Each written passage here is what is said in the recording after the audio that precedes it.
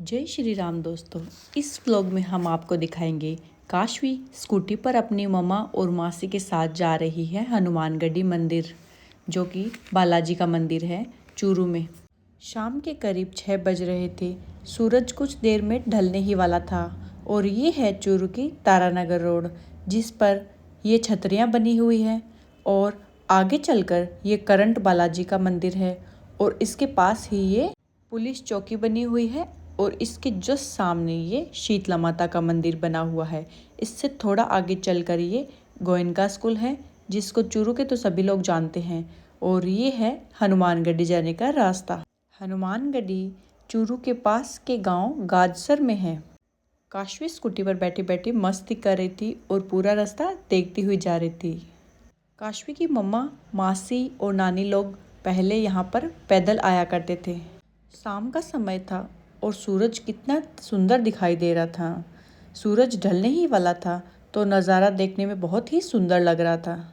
तो आप सब भी देखिए आज हमारे साथ चूरू का हनुमानगढ़ी बालाजी का मंदिर। हम आ गए थे मंदिर के बिल्कुल करीब और ये दिन था पूर्णिमा का, जिस दिन भगवान हनुमान जी का जन्मदिन था। तो हम मंदिर के पास आते ही हमें बहुत से व्हीकल्स दिखाई देने लग गए थे और इस दिन यहाँ पर मेला भी लगता है। और आज के इस व्लॉग में हम आपको दिखाएंगे यहाँ का पूरा मंदिर और करवाएंगे आपको हनुमानगढ़ी बालाजी के दर्शन। तो आइए हमारे साथ चलिए अंदर की ओर। तो काशवी सबसे पहले खुद से सीढ़ियाँ चढ़कर मंदिर के अंदर जा रही थी और मंदिर की सीढ़ियों पर धोख खा रही थी। तो ये देखिए आप भी मंदिर के अंदर का नज़ारा। मंदिर के अंदर कितनी सुंदर डेकोरेशन की हुई थी।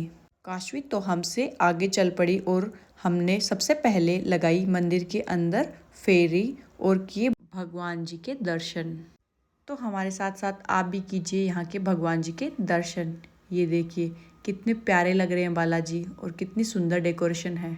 मंदिर के अंदर भी बहुत भीड़ थी और ये है यहाँ का शिवालय, जिसको भी बहुत ही प्यारा सजाया गया था। शिवालय का दर्शन कर कर हम लोग आगे पीछे की ओर।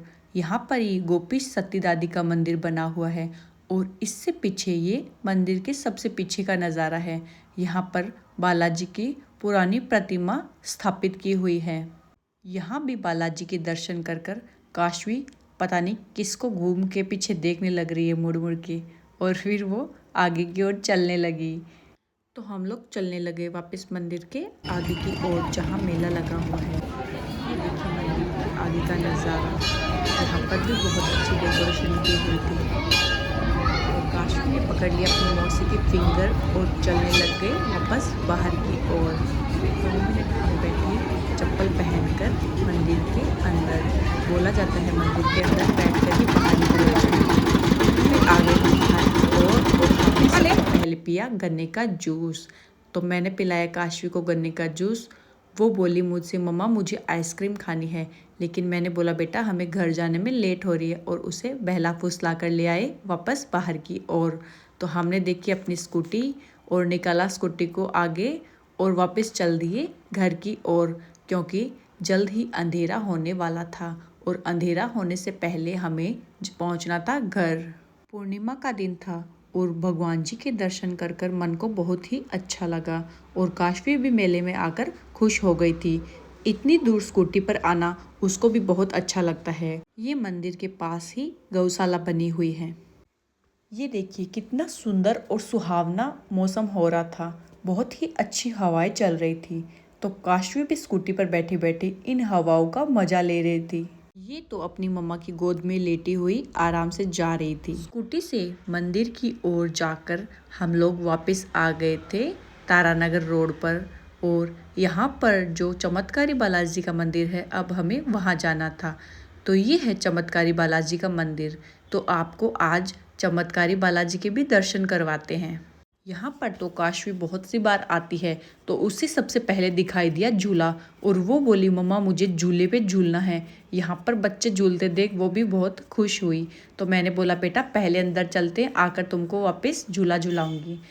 तो ये है चमत्कारी बालाजी का मंदिर। पूर्णिमा का दिन था तो सभी बालाजी के मंदिरों में भीड़ थी। फेरी लगाकर, दीपक जलाकर, पूजा करके, प्रसाद चढ़ाकर भगवान जी के दर्शन किए। तो आप सभी लोग भी दर्शन कीजिए चमत्कारी बालाजी के। कमेंट में सभी जय श्री राम जरूर लिखिएगा। पूर्णिमा के दिन सभी बालाजी के मंदिरों में बहुत ही सुंदर डेकोरेशन की हुई थी। काशवी ने भी बालाजी के दर्शन कर कर काशवी आ गई बाहर की ओर और आकर बोली मुझे वापस, मम्मा मुझे झूला झूलना है, और ज़िद करने लगी झूले के लिए। तो मैंने उसको 1 मिनट के लिए झूले पर बैठाया तो उसे डर भी लगा। फिर हम लोग आ गए वापस बाहर की ओर। बाहर आते आते वो मुझसे पूछने लगी कि मम्मा यहाँ पर मेला नहीं है क्या, क्योंकि उसे खानी थी आइसक्रीम, जो कि मैंने उसकी पिछले मेले में स्किप कर दी थी। फिर मैंने बोला बेटा यहाँ पर मेला नहीं है, मैं तुमको आइसक्रीम घर पे चलकर खिलाऊंगी। अब हम लोग निकल पड़े थे घर की ओर। घर की ओर आते आते उसे थोड़ी नींद आने लगी थी, क्योंकि उसे घर से निकले हुए और स्कूटी पे सफ़र करते हुए काफ़ी देर हो चुकी थी, और बच्चों को वैसे भी सफ़र करते हुए नींद आने लग जाती है। हम लोग बस कुछ ही देर में घर पहुंचने ही वाले थे और हम लोग पहुंच गए अपने घर के बिल्कुल करीब। इस दिन हमारे घर के जस्ट सामने शादी थी। ये सब देखते ही काशवी की नींद तो जैसे गायब ही हो चुकी थी और उसे दिखाई दिया डीजे घोड़ी। ये सब देख के बहुत खुश हो गई। अरे अब हम अपनी स्कूटी घर के अंदर कैसे लेके जाएं? तो हमें इन्हीं सब स्कूटी और बाइक के बीच में अपनी स्कूटी भी पार्क करनी पड़ी। और ये देखिए दूल्हे की गाड़ी। अब हम सोचने लगे कि हम घर के अंदर कैसे जाएं, तो हमें इन्हीं पर्दों के बीच में से आना पड़ा घर के अंदर। घर पे आते ही काशवी अपनी नानी माँ से सवाल जवाब करने लगी कि माँ बाहर किसकी शादी है, अपने घर के बाहर टेंट क्यों बंधा हुआ है। और उसकी माँ करने वाली थी पूजा, तो उसने ले ली थी माचिस और फिर अपनी माँ को माचिस दे के वो कर रही थी आप सबको बाय। तो चलो गाइस, आज की व्लॉग में बस इतना ही। Bye bye.